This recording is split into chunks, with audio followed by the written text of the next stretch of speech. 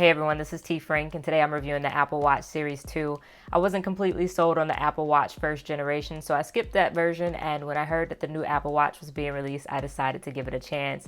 I've had the watch for a few weeks now, and I've been able to incorporate it into my day-to-day routine. So without further ado, let's go ahead and jump right into this review. Some of the top features of the Apple Watch Series 2 is the built-in GPS, the water resistance up to 50 meters, the dual-core processor, and the display that gets 2 times brighter than before. All of these enhancements were appealing to me, and the water resistance up to 50 meters is a bonus, being that I don't swim too often. And yes, I do know what you're thinking. According to information found on Apple's website, once you start a swimming workout, your Apple Watch will automatically lock the screen with the water lock. When you're done, you can turn the digital crown to unlock the screen and to clear any water from your Apple Watch. If you want to do this manually prior to swimming, you can just swipe up from the bottom to access the control center and select the water lock. Once you're done, you can just complete the same process using your digital crown to eject the water.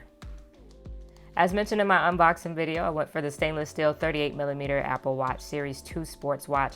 For my time with this watch, the stainless steel is holding up quite well with no scratches. The 38mm is the perfect size for my small wrist. However, when I use the screen for writing, which is something that I rarely do, I almost do wish that it was just a tad bigger.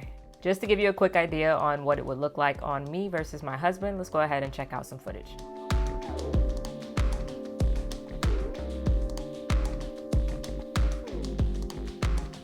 Battery life will vary by use, but Apple quotes up to 18 hours of battery life.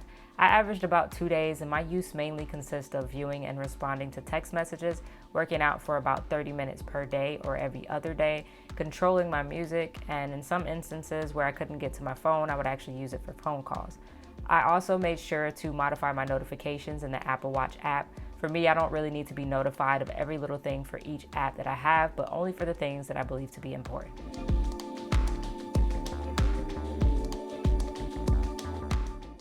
I can't compare this to the first generation, being that I didn't own it. However, with the 2-time brighter display, I can tell you that I didn't have any issues outdoors with this watch, which is definitely a plus since I do reside in the Sunshine State. As previously mentioned, one of the main selling points for this watch is GPS. I think that this is a great addition to this watch, and after completing my walks and bike rides, I was able to use Apple's Activity app to show the details of my workout and to display my route information and distance. So let's talk about some of the things that I like and how I was able to make this watch useful for me. First off, given my busy life, I'm not as active as I used to be, so I use this watch pretty much to help me meet my fitness goals. This watch offers stand reminders, breathe reminders, yes, you heard that right, has a heart rate sensor and a workout app that helps you track your fitness activities. And this watch can also be paired to work with other fitness apps as well. I like being able to customize the watch face with the complications that I use most, as I found this made it quicker for me to access different apps during or prior to my workout. I also was able to add some music to the watch, so if I decided to work out without my phone, all I needed to do was pair my Bluetooth headphones and access the playlist that I created. The Apple Watch allows you to interact with the watch itself rather than always having to grab your phone. I'm able to open different apps such as the NBA app, view my reminders, respond to text messages, and complete other tasks as well. I love having several options to respond to messages directly from the watch itself. For instance, I could respond with my voice, I could scribble a response, I could select a quick reply message, or respond with some of the new features introduced to the iPhone in iOS 10. I found using the turn alerts with the GPS to be helpful. When driving, I would receive an alert telling me when to make the next turn, which allowed me to glance down and look at my watch without taking my eyes off the road.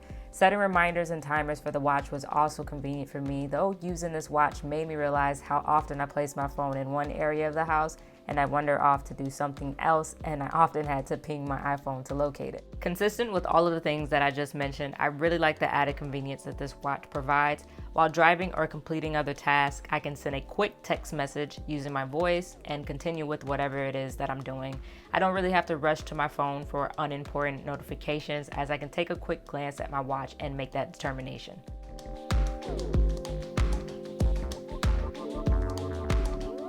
Charging is something that could definitely be improved, as it takes about 2 hours to completely charge the watch to 100%. I would also love to see longer battery life, but I found 2 days to be manageable. I'm not really sure if there's a way to automatically track workout activities such as running or biking, but this would be a great addition if it doesn't already exist, as I often found myself forgetting to log my workout.